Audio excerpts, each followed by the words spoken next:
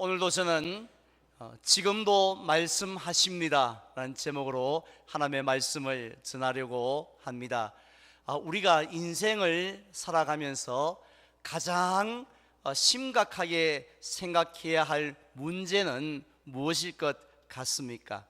물론 지구의 온난화로 날씨가 점점 더 더워지는 것도 심각한 일이고요, 경기가 나빠서 수입이 반토막 나고, 그리고 청년들의 실업률이 사상 최고치를 기록하는 것도 역시 심각한 일이지 않습니까?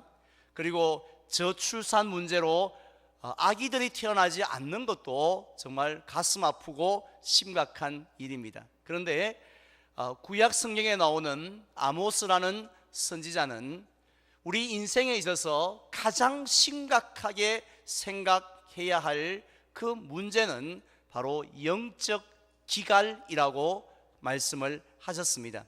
아모스 8장 11절에 보면 이런 말씀이 있습니다. 제가 봉독합니다.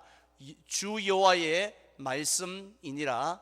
보라, 날이 이를지라 내가 기근을 땅에 보내리니 양식이 없어 주림이 아니며 물이 없어 가람이 아니요 여호와의 말씀을 듣지 못한 기갈이라고 경고하고 있습니다. 지금 아모스 선지자는 이런 영적 기갈의 원인이 어디 있다고 했습니까? 왜 이런 영적 기갈이 우리 인생에 찾아온다고 했지요? 그것은 양식이 없기 때문이 아니라는 겁니다. 물이 없기 때문이 아니고 바로 하나님의 말씀, 즉 하나님의 음성을 듣지 못한 채 살아가기 때문이라는 거죠. 하나님을 믿는다고 하면서, 늘 예배를 드린다고 하면서, 늘 성경을 읽고 있는다고 하면서도 중요한 것은 하나님의 음성과 말씀을 듣지 못하기 때문에 영적인 배고픔, 영적인 굶주림, 영적인 목마름 가운데 고통을 당하며 산다는 것이에요. 자, 그렇다면 왜 사람들이 하나님의 음성을 듣지를 못할까요? 성경을 보면 하나님은 원래 처음부터 말씀이 없으시거나 입이 무거우신 분이 아니십니다. 하나님은 어제도 말씀하셨고 오늘도 말씀하시고 내일도 말씀하시는 그런 분이심을, 즉 우리에게 말씀하는 것을 기뻐하시는 분이라고 가르쳐 주시고 있습니다. 그리고 또 하나님은 말씀하실 때에 아무도 못 알아듣는 그런 무슨 외국어처럼 그렇게 암호로 우리에게 말씀을 하시는 분도 아니고, 이 말인가 저 말인가 긴가 민가 할 정도로 애매모호한, 그렇게 애매모호한 말씀을 하시는 분도 아니라는 것입니다. 하나님은 우리에게 분명하게 정확하게 말씀하신 분이신 줄 믿습니다. 어린 아이까지 하나님의 말씀은 이거구나 하고 분명히 확신할 수 있는 그런 말씀을 우리에게 주시는데요, 여러 가지, 여러 모양으로, 여러 방법으로 말씀하시는 분이라는 것입니다. 자, 그럼에도 불구하고 우리가 하나님의 음성을 듣지 못하는 이유는 딱 한 가지밖에 없습니다. 바로 우리가 귀를 기울이지 않기 때문입니다. 하나님은 말씀하시는데 우리가 하나님의 말씀과 음성에 귀를 기울이지 않는다는 것입니다. 대신에 어디에 귀를 기울입니까? 사람의 말에 귀를 기울입니다. 세상의 소리에 귀를 기울입니다. 심지어는 교회 예배를 드리러 와서 하나님의 말씀은 한마디도 듣지 못하고 온갖 사람들의 말만 듣고 돌아가고 있다라는 것입니다. 자, 따라서 우리가 어린 사무엘이 고백했듯이요, 주여 말씀하옵소서, 종이 듣겠나이다 라고 이런 마음으로 나아가기만 한다면요, 그 순간 우리의 영적인 귀가 막혔던 귀가 열려질 줄 믿습니다. 그리고 하나님의 음성이 우리의 귀에 들려지게 될 줄로 믿습니다. 그렇다면 하나님은 어떤 어떤 수단을 통해서 우리에게 말씀을 하십니까? 지난 주일에 말씀을 드린 것처럼 하나님이 가장 대표적으로 우리에게 말씀을 하실 때 사용하시는 방법은요, 바로 우리가 가지고 있는, 누구나 다 소유하고 있는 성경 66권입니다. 이 말씀을 통해서, 이 성경을 통해서 구체적으로 무엇을 말씀하신다고 하셨습니까? 스페이스라는 단어를 통해서요, 제가 5가지의 하나님의 음성을 말씀을 드렸습니다.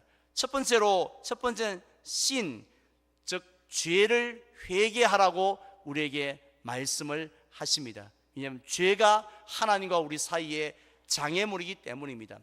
두 번째로는 이 프라미스, 약속을 붙들고 살라는 것입니다. 그냥 문제 앞에, 우리의 인생의 문제 앞에 나가면 100점 100패할 수밖에 없으니까 내가 너와 함께 하리라는, 내가 너를 도와주겠다라는 그 약속의 말씀을 붙들고 세상을 향하여 나아가라고 말씀하십니다. 세 번째로는 adoration입니다.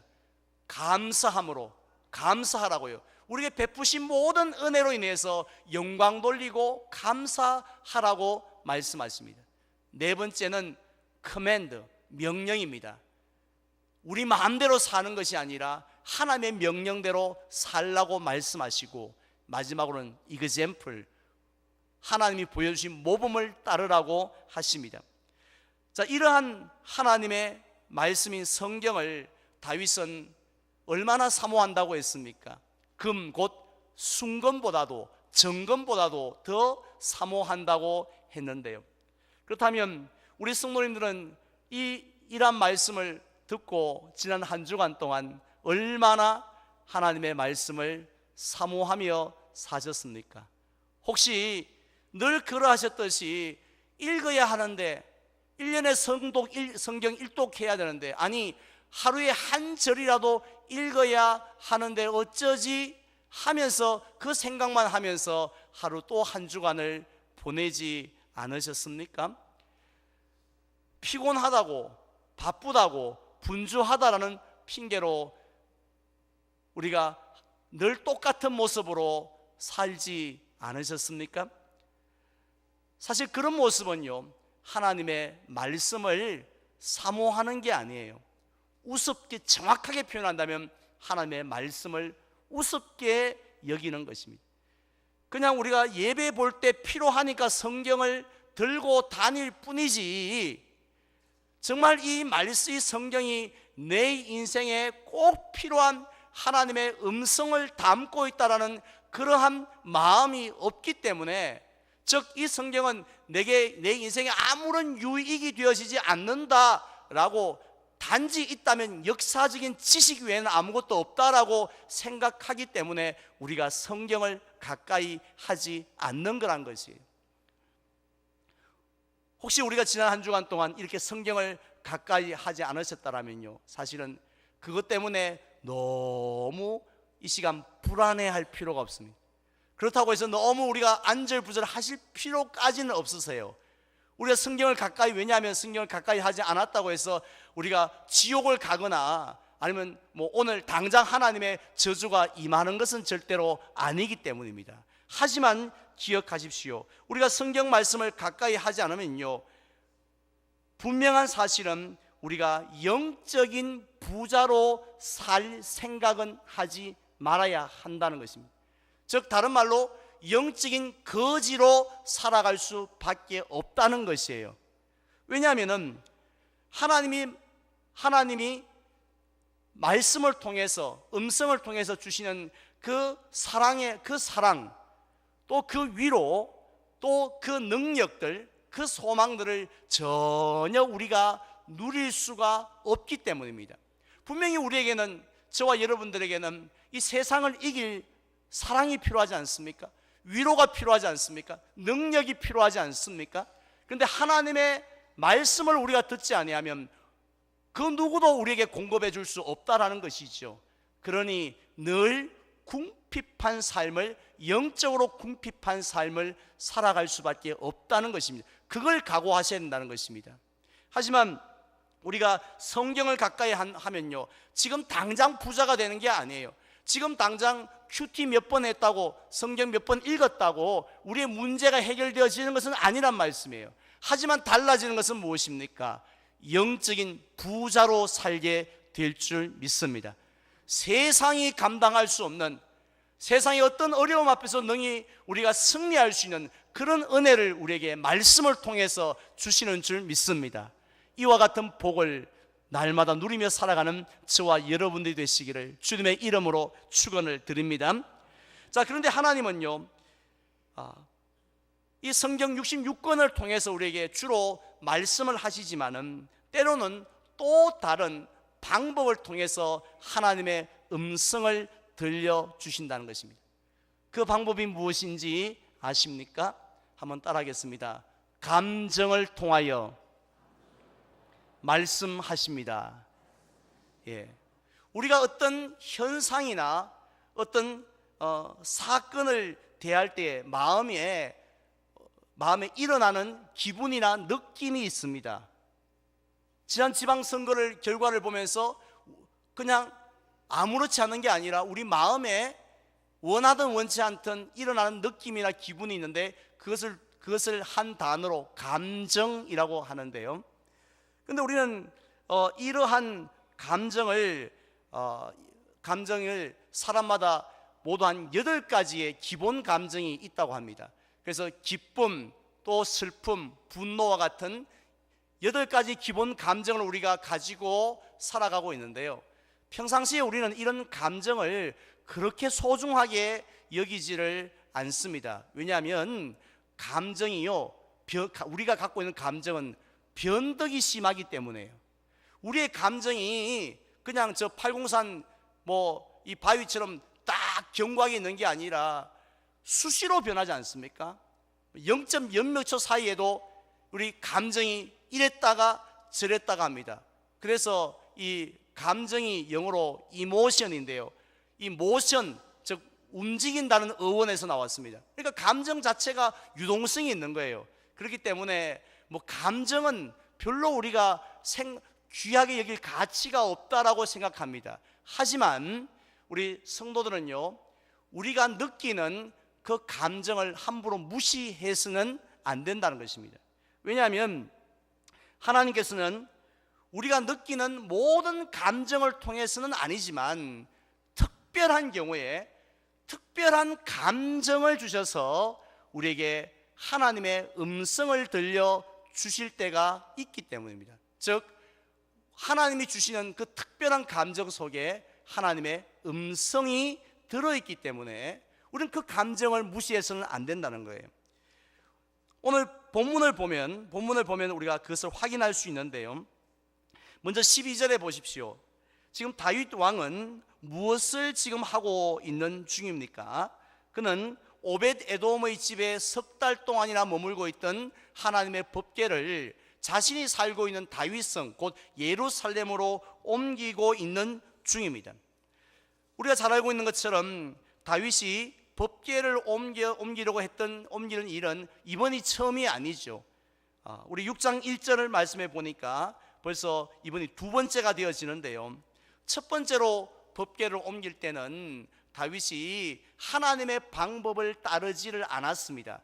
법궤를 옮길 때에 하나님은 이렇게 옮기라고 하셨는데 그대로 따르지 않고 자기가 생각할 때 가장 좋은 방법으로 옮기다가 결국은 수레를 몰던 우사라는 사람이 하나님의 저주를 받아 죽는 끔찍한 일을 경험하게 되었습니다. 그런데 이번에 2번째 법궤를 옮길 때는 이제 깨달은 거예요. 아하, 그러면 안 되겠구나 해서 하나님의 법대로 이제 제 레위 지파 사람들이 어깨에 메고 법궤를 옮기게 되었습니다. 자, 그때에 이 사건을 지금 기록하고 있는 이 성경 저자는요, 이 사건이 몇 시에 법궤를 옮기게 되었고 거리가 어느 정도였고 법궤 무게는 얼마였고 몇 명이 참여하였고 어떤 절차와 의식이 진행되는지 그런 사건의 개요를 적기보다는 오히려 그런 것들은 무시한 채 다른 것 한 가지를 우리에게 자꾸 보여주고 있습니다. 그것이 바로 다윗의 감정이었다는 것입니다. 수시로 변하는 것이 사람의 감정이라는데 그 다윗의 감정이 어땠는지를 정확하게 보여줍니다. 먼저 12절에 보면, 하반절에 보면 다윗이 가서 하나님의 궤를 어떻게 메었다고 했습니까? 기쁨으로 메었다고 했습니다. 그리고 14절에 보면요, 다윗이 여호와 앞에서 힘을 다하여 뭐 했다고요? 춤을 추었다고 했습니다. 자, 근데 그때 더욱더 이 흥미로운 것은 다윗이 무슨 옷을 입고 있었습니까? 배 에봇을 입었더라고 했습니다. 지금 법궤를 옮기는 그 역사적인 순간에 다윗이 아무 옷이나 입었겠습니까? 배 에봇, 제사장들이 입는 옷은 아니지만 이 예배를 드릴 때 입는, 왕이 입는 그런 예복을 지금 입고 그게 참여하고 있는데, 얼마나 이 엄숙한 옷입니까? 얼마나 권위가 있는 옷입니까? 그런데 그 옷을 입고 춤을 추는데요, 그냥 너무 흥겨워서 어깨를 덜썩덜썩 정도 하는 그 정도가 아니라 힘을 다해서, 자기가 최선을 다해서 춤을 추었다고 했습니다. 그리고 15절에 보십시오. 다윗과 온 이스라엘 족속이 즐거이 환호하며 나팔을 불고 여호와의 궤를 메어 왔다고 했습니다. 자, 이때 다윗의 마음이, 기분이, 감정이 어땠는지 아시겠죠? 얼마나 다윗의 마음이 기쁘고 즐거웠던지 나중에는 다윗의 아내 미갈이 뭐라고 이 다윗을 이 조롱 업신을 여깁니까?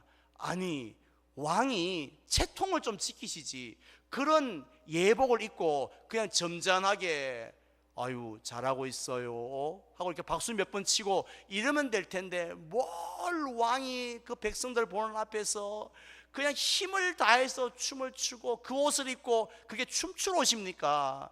그 옷을 입고 그렇게 채통머리도 없이 그 뭐 권위도 없이 그게 뭡니까? 하고 이렇게 업신여길 정도로 춤을 추었다고 했습니다. 자, 그렇다면 이렇게 기뻐하고 이렇게 즐거워하는 다윗의 감정은 어디에서 왔을까요? 물론 우리의 모든 감정은 아까 말씀드린 것처럼 마음에서 나옵니다마는, 그러나 왕으로서의 지켜야 할 모든 채통과 그런 권위를 다 내려놓은 채 어린 아이처럼 기뻐서 어쩔 줄 몰라 그냥 춤을 추는 그와 같은 그런 기쁨은 곧 하나님이 주신 감정이었는 줄 믿습니다. 하나님이 기쁘게 하신 거라는 거예요. 아마 우리 이 자리에 계신 성도님들 중에는 아마 고개를 끄덕이는 분들이 계실 것 같습니다. 왜냐하면 그런 기쁨을 맛보신 적이 있거든요. 이 말이 무슨 말인지 대충은 감이 잡히시기 때문입니다. 사실 우리들도요, 주님의 말씀에 우리가 순종을 하다 보면 몸은 너무 피곤한데요, 몸은 너무 지치는데도 불구하고 오히려 우리가 춤을 추고 싶을 정도로 기쁘고 즐거울 때가 있지 않습니까? 가장 대표적인 경우가 전도할 때죠. 한 영혼의 구원을 위해서요, 기도하고 또 설득하고 권유하다가 마침내 그분이, 하나님이 그 마음을 움직여 주셔서 주일 예배에 나온 거예요. 도저히 저 인간은 나오지 않을 것 같은데 드디어 나온 겁니다, 놀랍게. 그런데 그분이 한 주만 체면상 나와준 게 아니라 그 다음 주에도 또 나오고 하더니만은 6개월 후에 학습을 받네요. 6개월이 지나니까 또 세례를 받는다고 여기 엎드리가 있네요. 그 모습을 바라볼 때 기분, 여러분들 맛보셨죠? 또 충분히 상상하실 짐작이 가시죠. 얼마나 기쁩니까? 이건 뭐 내가 무슨 로또에 당첨된 것도 아닌데 말로 표현할 수 없는 마음의 즐거움과 특별한 기쁨이 있지 않습니까? 그게 바로 하나님이 주신 그런 감정이에요. 또 어떤 경우입니까? 미워하는 원수, 눈에 가시 같은 원수가 있습니다.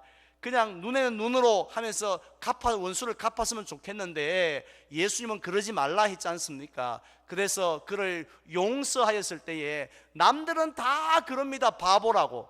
아니 왜 갈구지 않느냐고, 왜 그렇게 괴롭히지 않느냐고 말합니다마는, 그러나 내 마음은 어떻습니까? 내 감정은 기쁨으로 충만해요. 하나님이 주신 감정입니다. 그리고 또 우리 재물은, 돈은 쌓아놓는 재미로 살지 않습니까? 100만 원 저축하고 1억 저축하고 10억 저축, 10억은 좀 너무 심했나요? 하여튼 뭐 그렇게 저축하는 그 맛으로 살지 않습니까? 그런데 돈은 쌓아야 맛이 나는 줄 알았는데 주는 자가 복이 있다라는 그 말씀을 따라서 가난한 형제에게, 가난한 자매에게 그 물질을 구제하며 베풀어 주었을 때에 아이고 아까워라 하는 마음이 아니라 그 마음속에 얼마나 큰 기쁨이 있습니까? 하나님이 주신 특별한 기쁨이라는 것이죠. 오늘 주보에도 보니까 어느 분은, 우리 성도님 중에 한 분은 그냥 처음 은혜 받아서 밤새도록 철야기도 했대요. 잠 한숨 안 자고 기도해 보십시오. 그게 사람이 할 일입니까? 얼마나 피곤하겠어요. 그런데 말할 수 없는 기쁨이 있었다고 되어 있지 않습니까? 뭐 우리 성도님들은 오늘 예배를 마치고 돌아갈 때에 아이 괜히 왔다 이런 분 계십니까? 예배를 마치고 돌아갈 때에 기쁨이 있지 않습니까? 하나님이 주신 기쁨인 줄 믿습니다. 그래서 시편 4편 7절에 보면 그 기쁨을 이렇게 표현했습니다. 우리 다 같이 함께 봉독할까요? 주께서 내 마음에 두신 기쁨은 그들의 곡식과 새 포도주가 풍성할 때보다 더하니이다. 아멘. 지금 말씀해 보면 이 세상엔 두 종류의 기쁨이 있다는 거예요. 먼저 하나님이 주시는 기쁨이 있고 세상이 주는 기쁨이 있는데, 세상이 주는 기쁨이 무엇입니까? 그것은 아파트를 샀을 때, 새 차를 샀을 때, 머리를 깎았을 때, 새 옷을 입었을 때 그때 맛보는 기쁨이에요. 그 기쁨의 특징은 뭐죠? 오래 가지 않습니다. 여러분 새 옷 샀다고 15년 기뻐하신 분 맞습니까? 새 차 샀다고 25년 즐거워하는 분 맞습니까? 불과 얼마 가지를 않습니다. 그렇지만 하나님이 우리에게 주시는 그 기쁨, 그 즐거움은 영원한 줄 믿습니다. 또 세상의 기쁨과 비교도 할 수 없는 줄로 믿습니다. 그런 즐거움, 감정을 주실 때가 있다는 거죠.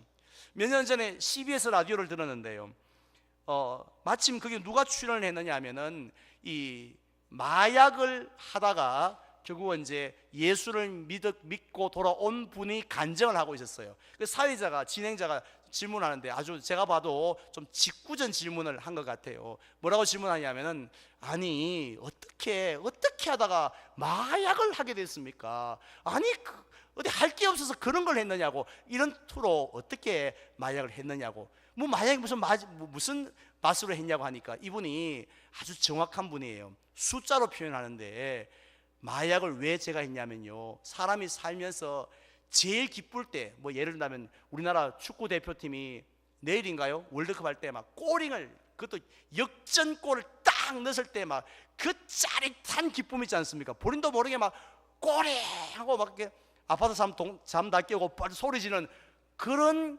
기쁨, 그 기쁨보다 딱 30배 기쁩니다. 마약하면. 그래서 마약을 했다는 거예요. 그래서 진행자가 또 묻습니다. 그러면 그 마약을 버리고 예수님을 택해야 되는데 예수님을 믿는 기쁨은 어느 정도인가요? 물어보니까 이분이 아주 지혜롭게 대답했습니다. 그 마약을 할 때의 그 기쁨에 딱 30배 기쁩니다 했습니다. 바로 하나님께서 우리에게 주시는 기쁨은 세상의 그 어떤 기쁨보다, 즐거움보다 비교할 수 없는 줄 믿습니다. 자, 그렇다면 하나님께서 왜 이런 특별한 그런 거룩한 즐거움을, 기쁨을 우리에게 주실까요? 그것은 우리에게 그 감정을 통해서, 기쁨을 통해서 말씀하시기 위해, 음성을 들려주시기 위함입니다. 무슨 음성이냐면, 나도 그 일을 기뻐하노라, 나도 네가 그 일하기를 간절히 기다렸노라 라는 말씀을 하시기 위함인 줄 믿습니다. 그래서 keep going, 계속해라. 남들이 뭐라고 손가락질 하든지, 무슨 물질적인 손해가 있든지, 아무리 어렵다 할지라도 내가 함께하마, 내가 도와주마, 내가 책임져 주마, 내가 복 주마. 그러니까 내가 인정할 거니까 두려워하지 말고 흔들리지 말고 하지 말고 그 일을 계속하라라는 그 음성을 들려주시기 위함입니다. 오늘 본문에 다윗도 그렇지 않습니까? 다윗이 법궤를 그렇게 두 번씩이나 걸쳐서 옮기려고 했던 이유가 뭐예요? 그것은 법궤는 하나님의 임재의 상징입니다. 따라서 그 법궤를 자기가 살고 있는 예루살렘을 옮기려고 했던 것은 결국 무엇을 의미합니까? 하나님을 가까이 하고 싶은 거예요.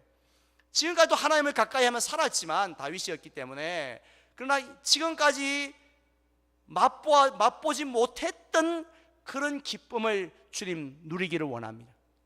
그런 평강을 내가 누리기를 원합니다. 한 번도 경험해보지 못했던 그런 능력을 한번 경험하기를 원합니다. 만족하는 것, 이 정도 하면 됐습니다가 아니라 더 큰 은혜, 내가 더 큰 능력을 사모합니다 하는 마음으로 그 법궤를 옮기려고 했던 거지요. 그때 다윗의 마음이 그렇게 기쁘고 즐거웠던 것은 하나님께서 나도 그 일을 기뻐한다는 것이죠. 즉 하나님께서는 다윗이 수천 개 수만 개의 성전도 지을 수 있었지만 성전 지어라 말씀하지 않으셨고 이 일을 기쁘게 하셨던 것은 결국은 하나님은 건물보다도 하나님을 가까이 하는 것을 더 기쁘게 여기신다는 것을 깨닫게 해주시기 위함이었습니다. 사도행전에 나오는 사도들도 마찬가지였습니다. 복음을 전하다가 엄청난 핍박과 환난을 받았습니다. 당연히 무슨 감정이 일어나야 됩니까? 이게 뭐야? 복음 전하는데 내가 왜 이렇게 매를 맞아야 되지? 짜증나고 원망이 되어지고 또 내일은 더 때리지 않을까? 이렇게 걱정도 되어야 되는데 그들은 기쁨이 충만하였다고 했습니다. 그리고 또 사도 바울은 로마 옥중에서 빌립보를 쓸 때도 나는 기뻐하노라고 그렇게 고백했지 않습니까? 이런 기쁨은 하나님께서 주셨죠. 왜요? 나도 그 일을 기뻐한다고. 그 일이 뭡니까? 사도들이 땅끝까지 이르러 복음 증거하는 일을 기뻐하신다. 그 일을 끝까지 하라고 격려하시기 위해서 그런 기쁨을 주셨는 줄 믿습니다. 우리 전도하고 돌아온 분들 한번 표정 보세요. 인상 팍 쓰면서 이제 겨우 끝났다고 이렇게 투덜거리면서 다시는 나오나 보라고 이런 마음으로 돌아오신 분 한 분도 없을 겁니다. 왜냐하면 하나님 주시는 기쁨과 그 음성을 들었기 때문입니다. 그런데요, 하나님은 이렇게 특별한 기쁨을 통해서만 우리에게 말씀하신 게 아니에요. 정반대로 특별한 슬픔과 특별한 분노를 통해서 우리에게도 음성을 들려주시기도 합니다. 에스라 9장에 보면요, 에스라가 갑자기 속옷과 겉옷을 찢어버립니다. 머리털과 수염을 뜯으면서 기가 막혀 자리에 앉아 있습니다. 왜냐하면 이스라엘 백성들이 포로에서 돌아와서 이제는 정말 정신을 차리고 하나님을 잘 섬겨야 될 텐데 또다시 이방 여인, 이방 아내들을 데리고 살면서 그렇게 쾌락주의로 살아가고 있는 그 모습을 볼 때 너무 슬프고 너무 화가 나 견딜 수 없었기 때문이었습니다. 느헤미야서 1장에 보면요, 또 느헤미야는 예루살렘 성이 무너졌다라는 그 소식을 들었을 때에 불쑥 주저앉아 버립니다. 그리고는요, 하루 이틀 한두 시간 정도가 아니죠. 아유 어떡하나 이게 아니라 수일 동안 슬퍼하면서 하나님 앞에 금식을 하였다고 했습니다. 이러한 특별한 슬픔과 분노를 하나님께서 이들에게 주신 이유가 뭡니까? 내 마음도 아프다, 하나님 아버지의 마음도 얼마나 아프다 하는 것을 이들에게 깨닫게 해 주시기 위함이었습니다. 저는 요즘 구멍난 복음이라는 책을 읽고 있는데요, 저는 이 책을 읽으면서 우리 성도님들이 다 이 책은 정말 우리가 성도라면 꼭 한번 읽었으면 좋겠다라는 생각이 들 정도로 제가 참 깊이 빠져서 읽고 있는 책인데요, 그 책에 보면 리차드 스턴스라는 이 미국의 월드비전, 우리나라에도 월드비전이지 않습니까? 월드비전 회장이 어떤 특별한 슬픔과 분노 가운데 빠져 있는 그런 이야기가 나옵니다. 그가 왜 분노와 슬픔에 빠지느냐 하면요, 바로 어제 6월 16일인데요 어제 하루 동안에 265명의 어린 아이를 태운 대형 여객기가 한 대가 추락한 게 아니라 2대가 추락한 게 아니라 10대가 아니라 무려 100대가 동시에 추락을 함으로 그 비행기에 타고 있던 26,500명의 아이들, 세월호에서 죽은 아이들의 숫자 비교가 안 되죠. 26,500명의 아이들이 다 죽었음에도 불구하고 사람들은 눈 하나 깜짝하고 있지 않기 때문입니다. 물론 방송에도 단 몇 초라도, 몇 줄이라 한 줄이라도 그런 기사가 나오지 않기 때문입니다. 근데 더욱더 기가 막힌 건 뭔지 아세요? 6월 16일 어제 하루만 그랬던 것이 아니라 그 전날에는 15일, 14일, 13일, 12일, 11일 지금까지 계속해서 매일같이 100대의 아이를 태운 여객기가 떨어져 죽었다라는 것이고요. 그리고 지금 오늘 6월 17일 오늘 주일에도 여전히 100대가 떨어지고 있다는 거죠. 오늘 잠시 후에 우리가 오늘 처음 아기의 첫 예배를 드리러 오는 젊은 가정이 있는데요, 그와 같은 아이들이 그곳에 타고 있었다라는 것입니다. 그럼에도 불구하고 아무도 이 일을 막아야 되지 않겠느냐고, 우리가 가만히 있어도 되겠느냐고 이렇게 나선 사람이 아무도 없기 때문입니다. 무슨 이야기냐면요, 전 세계에 제대로 먹지 못해서 굶어 죽거나 가장 기본적인 의료 혜택을 받지 못해서 매일같이 죽는 어린 아이들의 숫자가 26,500명이 되기 때문입니다. 지금까지 그 책을 쓰신 분도 지금까지는 그에 대해서 아무런 느낌이 없었는데 어느 날 하나님이 특별한 슬픔, 특별한 분노를 주신 것이죠. 무슨 의미합니까? 나도 아프다는 거죠. 하나님께서 네가 그렇게 아프냐? 나도 그렇게 아프다. 그래서 뭘 의미합니까? 네가 그 일을 하라는 거죠. 네가 비행기가 떨어지지 않도록 막아서라, 이렇게 말씀하신 음성이었다는 것입니다. 오늘날 우리들도 마찬가지입니다. 우리 주변을 한번 둘러보세요. 우리가 말씀 가운데서 한번 살다 보면요, 말씀을 떠나서가 아니라 말씀 안에서, 주 안에서 살다 보면 특별한 슬픔과 분노를 느끼는 사건들이 있습니다. 대표적인 경우가 저는 이번 주 토요일 대구 동성로에서 있는 제10회 퀴어 축제, 동성애 축제가 아닌가 생각합니다. 지난 주일 우리 성도님들이 그 동성애 축제를 반대하는 서명들을 해주셨는데요, 감사하게도 그 행사를, 이 반대를 주관하는 대구 기독교 청년앞에서 연락이 왔는데 올해만큼 많은 성도들이 참여한 적이 처음이었대요. 예년에 몇 배에 해당될 정도로 많은 성도님들이 서명에 참여를 해주셔서 이 반대 운동을 하는데 힘을 얻었다고, 힘을 실을 수 있다고 하시는데, 여러분들 어떤 마음으로 서명하셨습니까?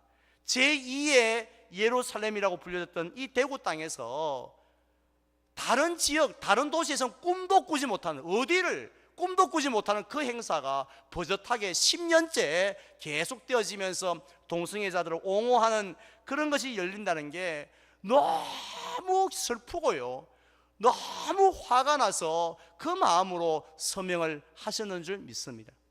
무엇을 의미합니까? 그 슬픔 속에 하나님의 음성이 있습니다. 나도 그렇게 슬퍼하신다 하는 것을 우리에게 말씀하셨습니다.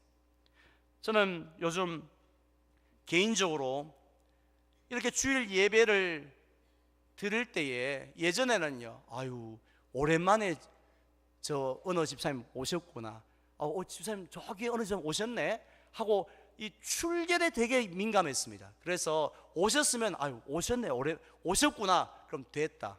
안 오셨구나, 어쩌지? 오늘 오셨네, 됐다.